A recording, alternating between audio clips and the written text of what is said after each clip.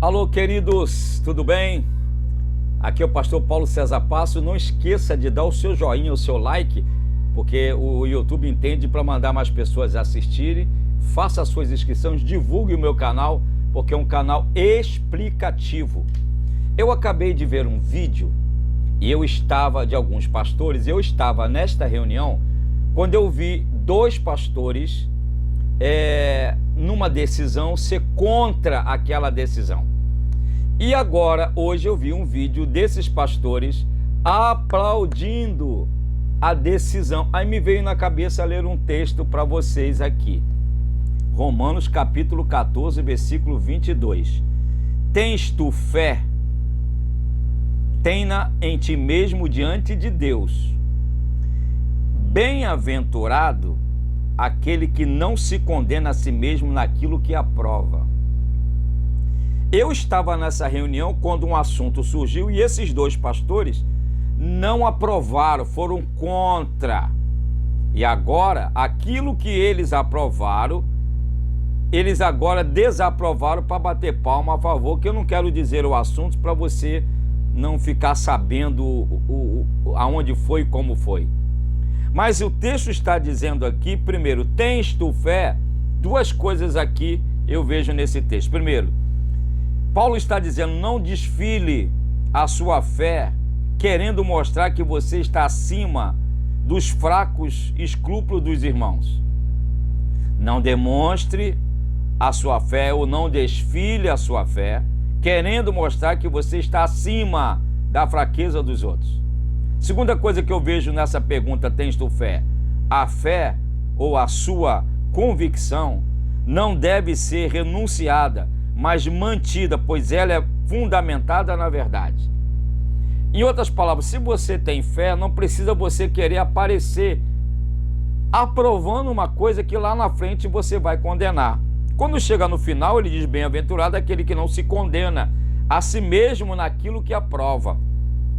Paulo não queria que eles acreditassem que uma coisa era pecaminosa quando a coisa não era pecaminosa.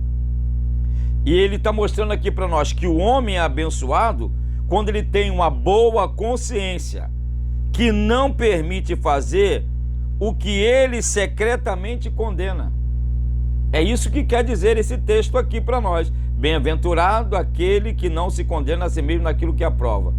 Muitas vezes nós queremos condenar ou aprovar algo que secretamente nós estamos fazendo.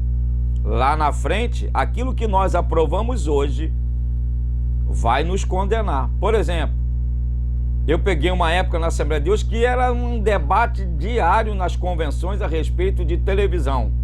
Não pode, não pode, não pode. Eu, Paulo César, estava num determinado lugar quando o pastor queimou uma televisão, e eu não quero dizer o nome dele, e disse que aquilo era o bezerro de Baal.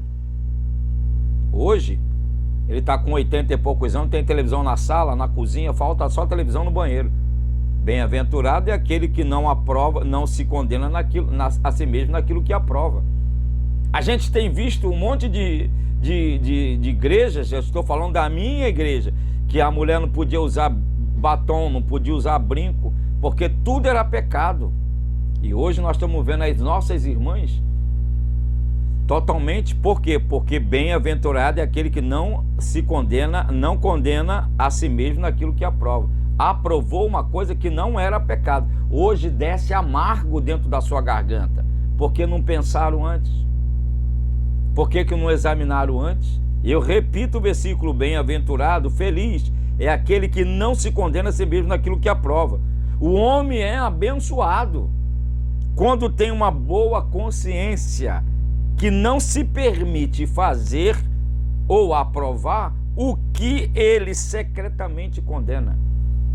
E muitos, quando você vê alguém falando muito de adultério, ou ele já adulterou, ou ele tem vontade de adulterar. Quando você vê ele falando muito de costume, disso e daquilo, de brinco, de cordão, de pulseira e tantas coisas, ou ele quer que a mulher dele use, ou então ele ainda não usou. Pare para pensar nisso. Deus está te falando agora, não aprove aquilo que vai te condenar lá na frente.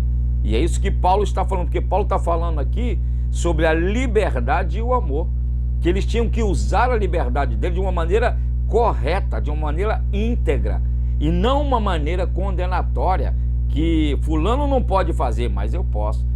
Por que o filho de fulano não pode, mas o filho do pastor pode? Por que fulano, a igreja pode, um dirigente pode acabar o culto 11 horas da noite, mas o outro dirigente não pode? Por que um pode ter os privilégios porque é parentado do pastor e o outro não pode porque não é parentado? Deus não é injusto. A fatura vai chegar para esse povo.